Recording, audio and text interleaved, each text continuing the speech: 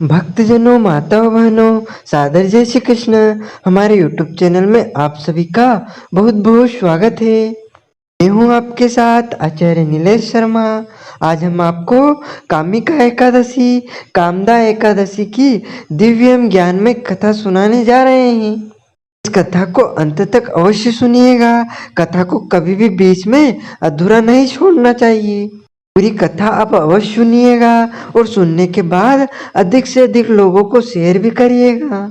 कथा शुरू करने से पहले हम आपको संक्षिप्त में कामदा एकादशी के व्रत के नियम एवं विधि बताएंगे। उसके बाद हम आपको कथा सुनाएंगे। शुद्ध प्रथम श्रावण माह के कृष्ण पक्ष की एकादशी होगी, इसका नाम है कामिका एकादशी। इसे कामदा एकादशी के नाम से भी जाना जाता है। तो इस बार कामिका एकादशी तिथि का आरंभ 12 जुलाई की शाम को 6 बजे से हो जाएगा, जो कि 13 जुलाई 2023 की शाम को 6:25 पर एकादशी तिथि समाप्त हो जाएगी। अतः जो सूर्योदय व्यापिनी द्वादशी युक्त शुद्ध एकादशी होगी वह 13 जुलाई 2023 गुरुवार के दिन ही रहेगी। इसीलिए इसी दिन सभी भक्तजनों को एवं माताओं बहनों को व्रत रखना चाहिए। कामदा एकादशी व्रत 2023 व्रत का पारणा 14 जुलाई 2023 5:58 से लेकर के 7:58 के बीच में व्रत का पारणा यानी कि व्रत खोल देना चाहिए। हमारे धर्म ग्रंथों तथा पुराणों में एकादशी का जो व्रत है वह सबसे बड़ा व्रत माना जाता है। इसे व्रत राज भी हम कह सकते हैं।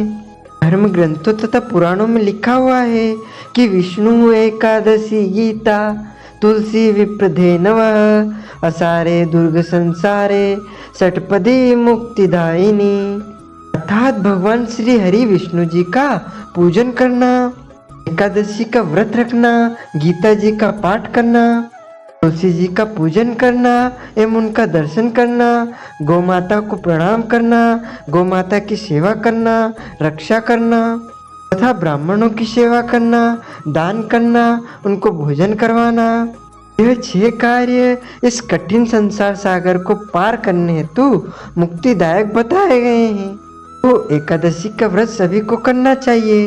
पूरे वर्ष में 24 एकादशी आती है, लेकिन जिस साल अधिक मास पुरुषोत्तम मास आता है उस साल 2 अधिक एकादशी हो जाती है, यानी उस वर्ष कुल मिलाकर के 26 एकादशी होती है। इस बार सावन का महीना अधिक मास है, पुरुषोत्तम मास है, इसलिए इस बार 2 अधिक एकादशी आएगी। प्रत्येक महीने में 2 बार एकादशी आती है, एक कृष्ण पक्ष में, दूसरी शुक्ल पक्ष में। दोनों ही एकादशियों का भिन्न भिन्न महत्व हमारे धर्म ग्रंथों तथा पुराणों में बताया गया है। एकादशी का व्रत भगवान श्री लक्ष्मी नारायण जी का परम प्रिय व्रत है। इस व्रत को करने से भगवान श्री लक्ष्मी नारायण जी अत्यधिक प्रसन्न होते हैं और मनुष्य के जन्म जन्मांतर के पाप जड़ से नष्ट हो जाते हैं तथा उनके पुण्यों का उदय होता है। जब मनुष्य के जन्म जन्मांतर के पाप नष्ट हो जाते हैं तभी उन्हें सांसारिक एवं भौतिक सुखों की प्राप्ति हो पाती है।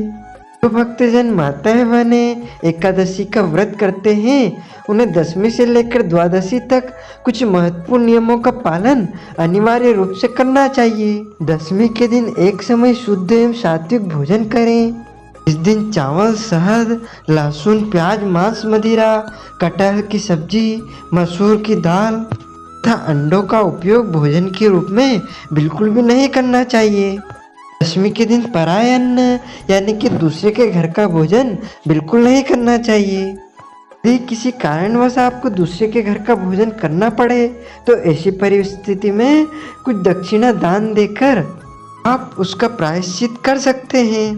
10वीं के दिन ब्रह्मचर्य व्रत का पालन करना है। एकादशी के दिन सुबह जल्दी उठ करके स्नान करें और स्नान करके शुद्ध एवं पवित्र कपड़े धारण करें। ध्यान रखिए, इस दिन मैले कपड़े या फटे कपड़े नहीं पहनना चाहिए। मस्तक पर अपनी रुचि के अनुसार तिलक लगाएं। पहले भगवान का नित्य का पूजन अर्चन करें और उसके बाद एकादशी व्रत का संकल्प धारण करें। संकल्प जब हम धारण करते हैं उस समय हमारे घर में देवी देवता के स्थान पर या देव स्थान पर या पवित्र स्थान पर या पूर्व दिशा की ओर या उत्तर दिशा की ओर मुंह करके आप एक आसन पर बैठ जाइए तथा एक थाली में आपको जौ, तिल, रोले, चंदन और शुद्ध घी का दीपक जला करके जल का पात्र सामने रख करके तुलसी जी का पत्ता, कुछ पैसे व सुपारी रख करके और संकल्प धारण करना चाहिए। जब हम संकल्प धारण करते हैं तो प्रभु के सामने बैठ करके हमारी हाथ की मुद्रा सामने कर करके और हाथ के मध्य भाग में पहले जल रखना है, कुछ पैसा रखना है, सुपारी रखना है और उसमें गंध यानी कि चंदन आपको रखना है। चावल के स्थान पे जौ अथवा तिल रखना है, पीला पुष्प रखना है, तुलसी जी का पत्ता रखना है। 3 बार आप बोलिएगा ओम विष्णुवे नमः, ओम विष्णुवे नमः, ओम विष्णुवे नमः।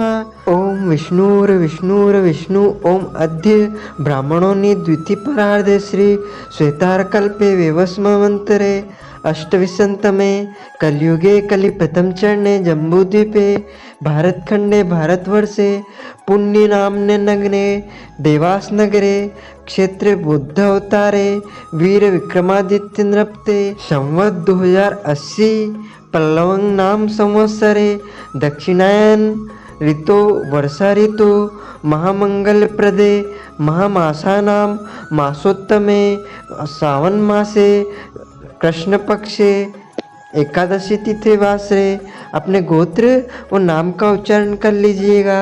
गोत्र पुनः अमुक नाम अपना नाम ले संकल्प पसाया अंधकार सर्वारिष्ट शांति निमित्त सर्व मंगल कामनायाम श्रुति स्मृति फल प्राप्त्यर्थम मनोपसित कार्य सिद्ध्यर्थम श्री कामिका एकादश्याम व्रत अहम करिष्ये। इस प्रकार प्रभु को संकल्प समर्पित करने के बाद हाथ जोड़कर भगवान से निवेदन करें, प्रार्थना करें कि हे दीनबंधु दीनानाथ, आज हम श्रावण मास के कृष्ण पक्ष की कामिका एकादशी का व्रत करने जा रहे हैं। आप हमें पूरी शक्ति एवं सामर्थ्य प्रदान करें कि सभी नियमों का पालन करके पूरे विधि विधान से कामिका एकादशी व्रत हम संपूर्ण कर पाए। आज हम कामिका एकादशी व्रत धारण कर सकें और आपकी कृपा तथा आपके आशीर्वाद को प्राप्त कर सकें। साथ ही हमारे इस एकादशी व्रत में जाने अनजाने में कोई भी गलती हो जाए, कोई भी त्रुटि हो जाए तो आप हमें अबोध्य बालक मान करके क्षमा अवश्य कर देना। इस प्रकार प्रभु से प्रार्थना करने के बाद आप व्रत आरंभ करें। प्रातःकालीन बेला में सबसे पहले पृथ्वी के साक्षात देवता सूर्य नारायण को जल अर्पित करना चाहिए, यानी सूर्य देवता को अर्घ्य देना चाहिए। तो तुलसी माता का पूजन करें, तुलसी माता को जल अवश्य चढ़ाएं। कई लोग कहते हैं कि तुलसी माता को एकादशी के दिन जल नहीं चढ़ाना चाहिए। यह बिल्कुल गलत धारणा है। तुलसी माता स्वयं लक्ष्मी भगवती का अवतार मानी गई है, इसीलिए तुलसी माता को एकादशी के दिन जल अवश्य देना चाहिए। तुलसी जी के पास दीपक लगाकर प्रणाम करें, परिक्रमा भी करें और अपने माता पिता गुरुजनों को प्रणाम करें। गौ माता की पूजा करें, गौ माता को आप दाल चावल रोटी खिलाएं। लेकिन ध्यान रखें, जो भी भक्तजन माताएं बहनें एकादशी का व्रत करते हैं उनको किसी भी परिस्थिति में अन्न नहीं खाना चाहिए। दिन केवल और केवल फलाहार करना चाहिए। फलाहार कई प्रकार के होते हैं, जैसे आलू से भी आप फलाहारी वस्तु बना सकते हैं। सभी प्रकार के फल का भी आप उपयोग कर सकते हैं। दूध से कई प्रकार की मिठाई आप फलाहार के रूप में बना सकते हैं। साबूदाने का फलाहार आप बना सकते हैं। कुट्टू का या फिर सिंगाड़े का आटा का नमकीन या मीठा फलाहार आप बना सकते हैं। इसके अलावा पंचमेवा सूखा मेवा का भी फलाहार आप बना सकते हैं। मखाने नमकीन तैयार करके भी आप उनका फलाहार के रूप में उपयोग कर सकते हैं। और जो मखाने होते हैं उनकी खीर भी आप बना सकते हैं।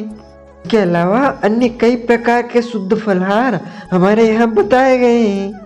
लेकिन ध्यान रखें, जब हम फलाहार का उपयोग करते हैं तब उसमें हल्दी का या सफ़ेद नमक का उपयोग नहीं करना चाहिए। मूंगफली का तेल ही सर्वोत्तम फलाहार के रूप में माना जाता है। एकादशी के दिन लहसुन, प्याज, मांस, मदिरा का उपयोग बिल्कुल नहीं करना चाहिए और अपने घर में चावल नहीं बनाना चाहिए।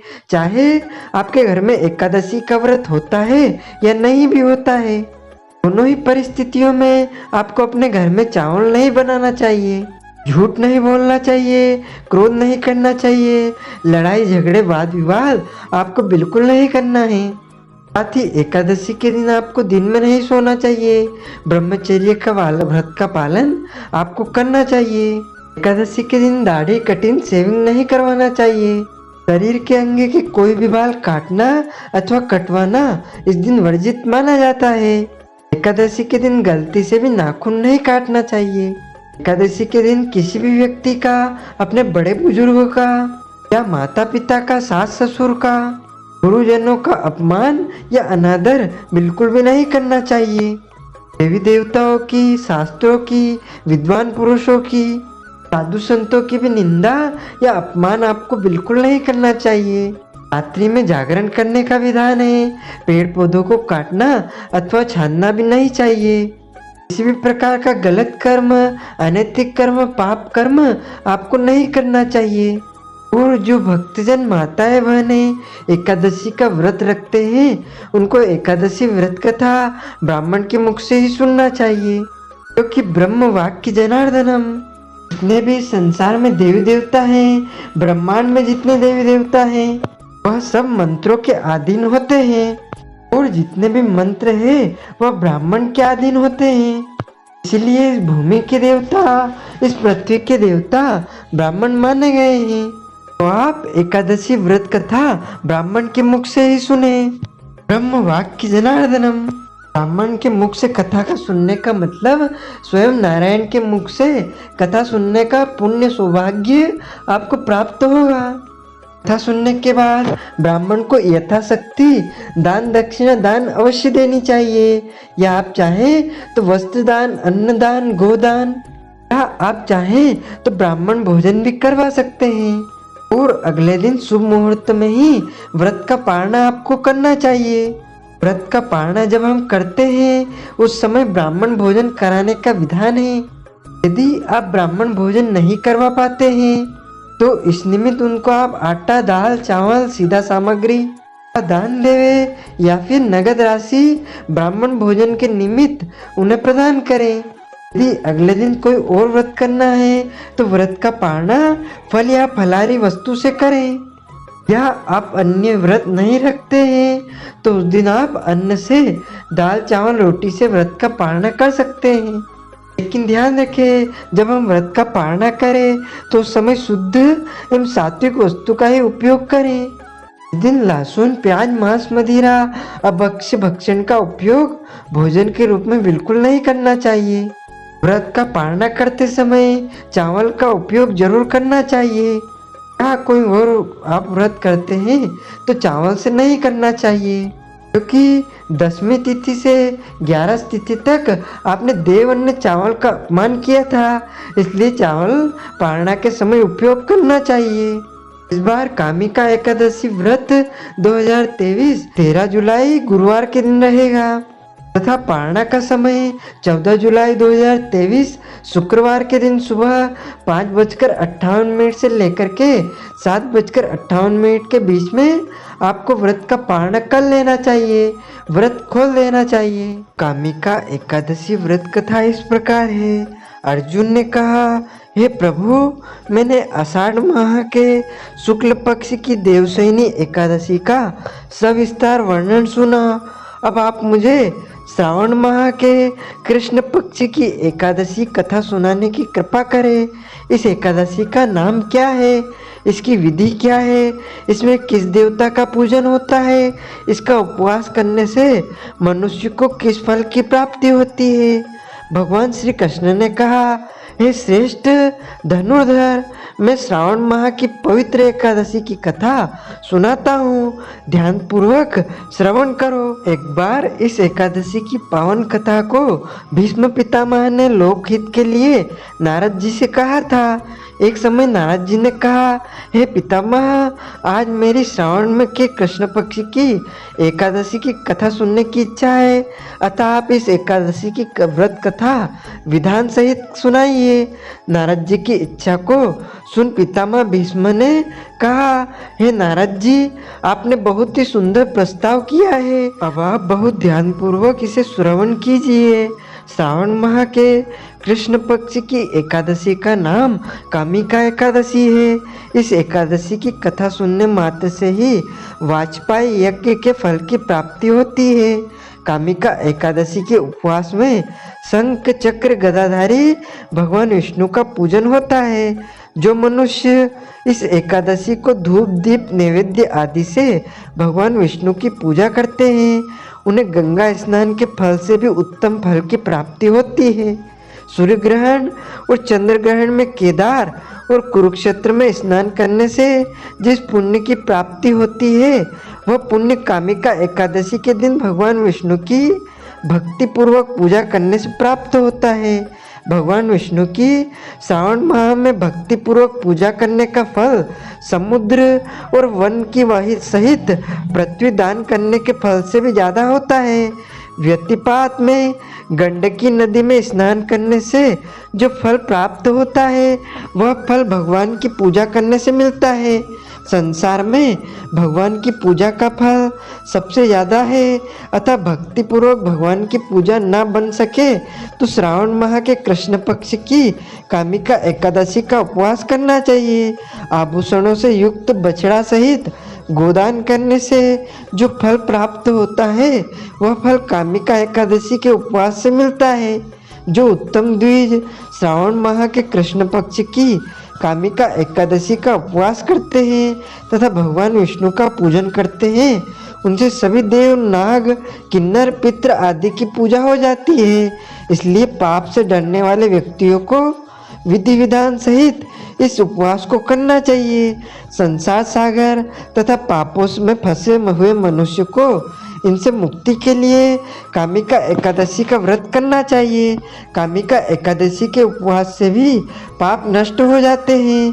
संसार में इससे अधिक पापों को नष्ट करने वाला कोई और उपाय नहीं है। हे नारद जी, स्वयं भगवान ने अपने मुख से कहा है कि मनुष्य को अध्यात्म विद्या से जो फल प्राप्त होता है, उससे अधिक फल कामिका एकादशी का व्रत करने से मिलता है। इस उपवास को करने से मनुष्य को न यमराज के दर्शन होते हैं और न ही नरक के कष्ट से भोगने पड़ते हैं, वह स्वर्ग का अधिकारी बन जाता है। तो मनुष्य इस दिन तुलसी दल से भक्ति पूर्वक भगवान विष्णु का पूजन करते हैं, वे संसार सागर में रहते हुए भी इस प्रकार अलग रहते हैं। जिस प्रकार कमल पुष्प जल में रहता हुआ भी जल से अलग रहता है, तुलसी दल से भगवान श्रीहरि का पूजन करने का फल एक बार स्वर्ण और 4 बार चांदी के दान के बराबर होता है। भगवान विष्णु रत्न मोती मणि आदि आभूषणों की अपेक्षा तुलसी दल से अधिक प्रसन्न होते हैं। जो मनुष्य प्रभु का तुलसी दल से पूजन करते हैं, उनके सभी पाप नष्ट हो जाते हैं। हे नारद जी, मैं भगवान विष्णु की अति प्रिय श्री तुलसी जी को प्रणाम करता हूँ। तुलसी जी के दर्शन मात्र से मनुष्य के सभी पाप नष्ट हो जाते हैं और शरीर के स्पर्श मात्र से मनुष्य पवित्र हो जाता है। तुलसी जी को जल से स्नान कराने से मनुष्य की सभी यम यातनाएं नष्ट हो जाती है।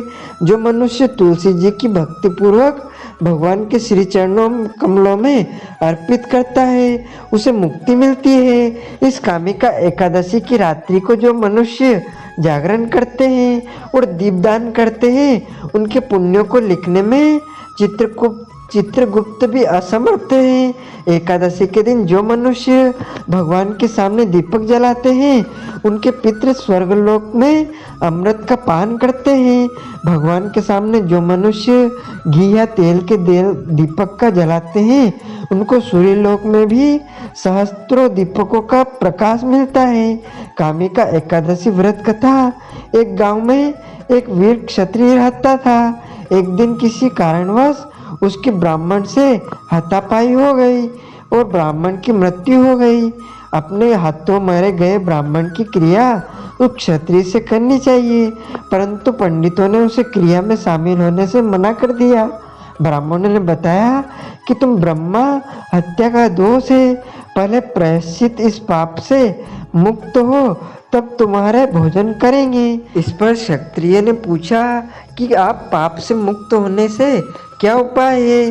तब ब्राह्मणों ने बताया, श्रावण माह के कृष्ण पक्ष की एकादशी को भक्ति भाव से भगवान श्रीधर का व्रत एवं पूजन कर ब्राह्मणों को भोजन कराकर सदा श्रीना के साथ आशीर्वाद प्राप्त करने से इस पाप से मुक्ति मिलेगी। पंडितों के बताए हुए तरीके पर व्रत कराने वाली रात से भगवान श्रीधर ने क्षत्रिय को दर्शन देकर कहा कि तुम्हें ब्रह्म हत्या के पाप से मुक्ति मिल गई है।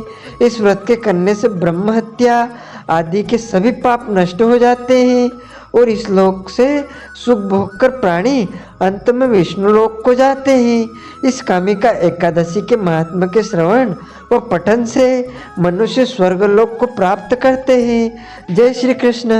बोलिए श्री लक्ष्मी नारायण भगवान की जय। अच्युतम केशवम श्री राम नारायणम श्री कृष्ण दामोदरम वासुदेवम भज श्रीधरम माधवम गोपिका वल्लभम श्री जानकी नायकम श्री रामचंद्रम भजे। जानकी मनोहरम सर्वलोक नायकम श्री शंकरादिसेवितम पुण्य नाम कीर्तनम श्री राम राम राम राम राम नाम तायकम। रामकृष्ण वासुदेव भक्ति मुक्तिदायकम रामकृष्ण वासुदेव भक्ति मुक्तिदायकम। बोलिए श्री लक्ष्मी नारायण भगवान की जय। मोर मुगड़ बंसी वाले की जय। तो भक्तजनों, माताओं, बहनों, हमारा आपसे निवेदन है हमारे इस ज्ञानवर्धक वीडियो को अधिक से अधिक शेयर कीजिएगा, लाइक कीजिएगा तथा कमेंट में जय श्री कृष्ण अवश्य बोलिएगा। आपको और आपके पूरे परिवार को सादर जय श्री कृष्ण। हर हर महादेव।